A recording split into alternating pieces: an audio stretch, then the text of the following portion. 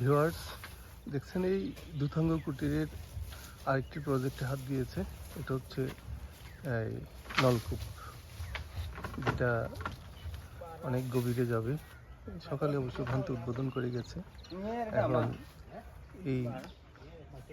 এই স্বপন কুমার বড়ুয়া, ওনার এই দানবীর বলা যায় ওনাকে, অবশ্য উনি দানবীর বলতেই হবে, কারণ ওর যেই পদক্ষেপ আমাদের হিঙ্গলা গ্রামটা আজকে এই যে প্রদীপশিখায় উদ্ভাসিত হয়েছে, এই বিগত 1 বছর আগেও এখানে মানুষ এসেই কিন্তু ভয় পেত। আপনারা দেখেন এইখানে খুব এটাকে বলে, এইটা একটা পুকুর, এটাকে বলে ঝাড়ুয়া পুকুর আর কি, মানে চারিদিকে জঙ্গল ছিল বিধায় ওকে ঝাড়ুয়া পুকুর বলতো।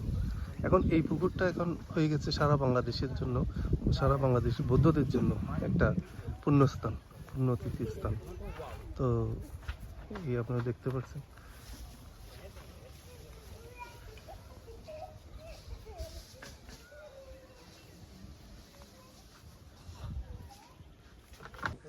ওরা কোথেকে আসছো?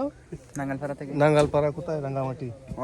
এই রাঙ্গামাটি থেকে আসছে এই দুতাঙ্গ কুটিরের এই যে এই নলকূপটা বসানোর জন্য।